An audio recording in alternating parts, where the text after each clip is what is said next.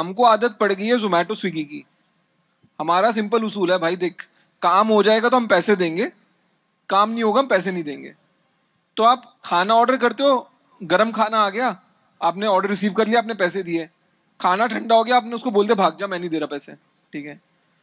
अब वही same expectation मैं क्रिकेट में लगाना चाहता हूं। सेइंग क्रिकेटर ने रन्स बनाए या उसने अच्छी बॉलिंग करी, उसको फैंटेसी पॉइंट्स मिले, तो उसको पैसे मिल गए। अगर वो केएल राहुल है, उसको मिलने ही नहीं चाहिए पैसे, नहीं मिलना चाहिए भाई। ठीक बात है ना, मतलब अभी केएल राहुल गाली खा रहा है, पैसे तो आ रहे हैं ना घर पे। दर्द कब होगा उसको, जब गाली भी पड़ेगी और पैसे भी नहीं आएंगे, नहीं। বন্ধুরা আমরা যখন সুইগি অথবা জোম্যাটোতে কোনো খাবার অর্ডার করি, যদি ডেলিভারি বয়ের আধ ঘন্টা থেকে 1 ঘন্টা লেট হয়ে যায় সেই খাবারটা আমাদের কাছে পৌঁছাতে, তাহলে আমরা ডেলিভারি বয়কে অনেক রকমেরই কথা কিন্তু শুনিয়ে থাকি।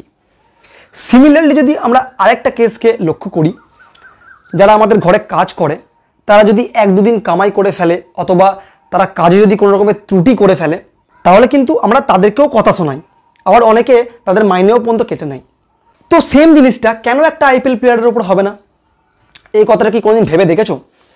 এই কথাটা আমি বলছি না, এই কথাটা সঞ্জীব গোয়েঙ্কা নিজে বলছে।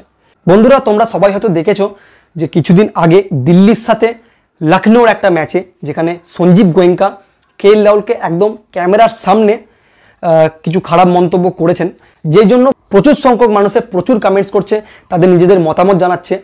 সবাই বেসিক্যালি আমি দেখলাম যে কেএল রাহুলের ফরে রয়েছে, যে কেএল রাহুলকে কেন বলা হলো আপকামিং ইন্ডিয়ার ক্যাপ্টেন কেএল রাহুল, তাকে এরকম করে ক্যামেরার সামনে বলাটা একদমই উচিত হয়নি সঞ্জীব গোয়েঙ্কারের। তো এইটা নিয়ে আজকে আমার এই ভিডিওটাকে আমি দুটো ভাগে ডিভাইড করেছি। একটা হলো as a cricketer point of view দিক থেকে, আর as a cricketer fan point of view দিক থেকে, যে কার কোথায় দোষ, কেএল রাহুলের দোষ না সঞ্জীব গোয়েঙ্কারের দোষ, দুটোকে নিয়ে আজকে এই ভিডিওতে ডিসকাস করব। সবার প্রথমে আমি চলে আসবো as a cricketer point of view থেকে। দেখো as a cricketer point of view থেকে যদি জিনিসটাকে তুমি ভালো করে দেখো, তুমি যদি প্রফেশনালি ক্রিকেটটাকে খেলে থাকো, যেমন আমি ধরো 6-7 বছর প্রফেশনালি ক্রিকেটটাকে খেলেছি, ঠিক আছে, একটা প্লেয়ারকে না খারাপ খেললে কথা শুনতে হয়, ঠিক আছে। অনেকে হয়তো বলবে, অনেকে নেগেটিভ কমেন্টস করবে হয়তো এই ভিডিওতেই, বাট রিয়েলি যেটা ফ্যাক্ট, একটা প্লেয়ার যখন খারাপ খেলে সে কিন্তু কোটি টাকা নিচ্ছে। আইপিএল প্লেয়ার বা ইন্ডিয়া যারা খেলছে, ইন্টারন্যাশনাল খেলছে, তারা কিন্তু প্রচুর টাকা নিচ্ছে, কোটি কোটি টাকা নিচ্ছে। তো তারা যখন খারাপ খেলছে, as a cricketer point of view থেকে তুমি যদি দেখো, অবভিয়াসলি তাদেরকে কথা শুনতে হবে। আমরা এর আগে অনেক ভিডিওতে দেখেছি যে রোহিত শর্মা একদম অন ফিল্ড অনেক প্লেয়ারকে একদম রেগে যায় অনেক প্লেয়ারের উপরে। আমরা হার্দিক পান্ডিয়াকে 2024-এর আইপিএলে দেখেছি অনেক প্লেয়ারের উপর রেগে যেতে। আমরা দীপক চেহারের মুখ থেকে শুনেছি যে কপিল শর্মা শোতে, যে মহেন্দ্র সিং ধোনি भी गुस्सा करता है पर कैमरा के सामने नहीं, कैमरा के पीछे। তো একটা জিনিস খুব কমন জিনিস, যে ক্রিকেটার হোক বা যে কেউ, সে টাকা পাচ্ছে তার মানে তাকে সেই জিনিসটা ভালো করে করতে হবে। মানে জিনিসটা খুবই সিম্পল ভাই। যদি তুমি ক্রিকেটার হয়ে থাকো তাহলে তুমি এই জিনিসটা বুঝতে পারবে যে আমি যদি খারাপ খেলি ভাই, আমাকে কিন্তু কেউ ছেড়ে দেবে না, কারণ আমি সেই জিনিসটার জন্য টাকা পাচ্ছি, নর্মাল জিনিস, ঠিক আছে। এটা হয়ে গেল 1 নম্বর পয়েন্ট। এবার তুমি যদি অ্যাজ এ ফ্যান জিনিসটাকে তুমি দেখো, তাহলে অবশ্যই আমি প্রথমে যে জিনিসটা সবার প্রথমে বলবো যে সঞ্জীব গোয়েঙ্কা, ঠিক আছে, রাগ হয়েছে কেএল রাহুলের প্রতি, সে জানিয়েছে, বাট একদম ক্যামেরার সামনে জিনিসটা করা একদমই ঠিক হয়নি, যেটা আমি এখনও পর্যন্ত বলবো। যারা ভিডিওটা পুরোটা না দেখে কমেন্ট করবে তারা মানে সম্পূর্ণ ভুল। যে আমি এই কথাটা সবার প্রথমেই তোমাদেরকে বলবো যে সঞ্জীব গোয়েঙ্কারের উচিত ছিল ক্যামেরার পেছনে, মানে ড্রেসিং রুমে অথবা অন্য কোথাও জায়গায় ক্যামেরার পেছনে তাকে বলতে পারতো এই কথাগুলো, বাট রাগের মাথায় হিট অফ দ্য মুভমেন্ট জিনিসগুলো হয়ে গেছে, ঠিক আছে। অ্যাজ এ ফ্যান অবশ্যই রাগা উচিত, অবশ্যই সঞ্জীব গোয়েঙ্কারের উপর একটা নেগেটিভ ইম্প্যাক্ট পড়া উচিত। দেখো অনেকে হয়তো বলবে যে ক্রিকেট হচ্ছে একটা দিনের খেলা, আজকে হয়তো খারাপ, আজকে হয়তো ভালো, বাট খারাপ হলে তোমাকে শুনতে হবে ভাই, এটা একটা নর্মাল ব্যাপার, ঠিক আছে। সেটা কেএল রাহুলই হোক, সচিন টেন্ডুলকারই হোক অথবা বিরাট কোহলি হোক, যেই খারাপ করুক তাকে শুনতে হবে, ঠিক আছে। বিরাট কোহলি যখন আউট অফ দ্য ফর্ম ছিল তাকেও কিন্তু অনেক রকমের কথাবার্তা শুনতে হয়েছে।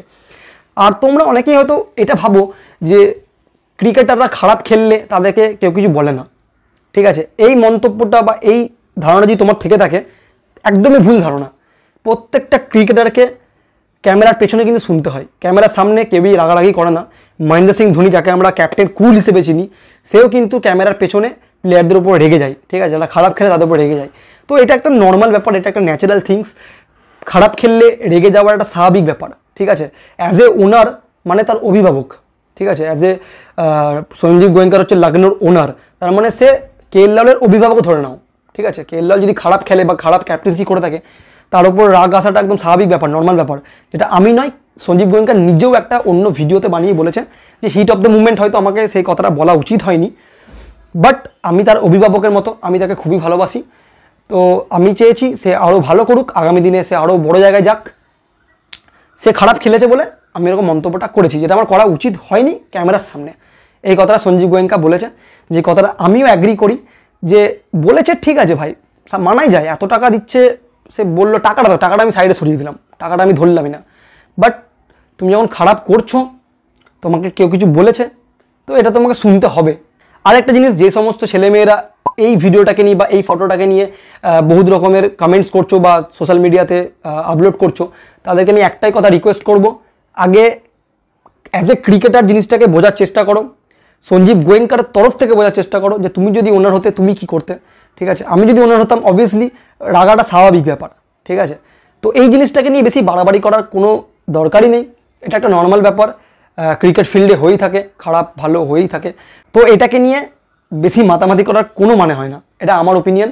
তোমাদের কি মনে হয়, তোমাদের বক্তব্য তোমরা কমেন্টে জানাও। জানি অনেক নেগেটিভ কমেন্টস আসবে, বাট যেটা রিয়েলিটি সেটাই আমি বললাম তোমার সাথে, ঠিক আছে। আমিও কলকাতা মাঠে 6-7 বছর ধরে খেলছি, ব্যাটিং বোলিং তো ছেড়ে দাও, আমরা যদি ফিল্ডিংয়ে একটা বল ফাম্বেলও করে দিই আমাদেরকে বাম্মা তুলে গালাগালি করা হয়, ঠিক আছে। তো এগুলো একটা ন্যাচারাল ব্যাপার, ঠিক আছে। ক্রিকেট, ফুটবল, স্পোর্টস এই জিনিসগুলো একটা নর্মাল ব্যাপার, এগুলোকে খুব একটা মাতামাতি করার কোনো মানে হয় না এই জিনিসগুলোকে নিয়ে।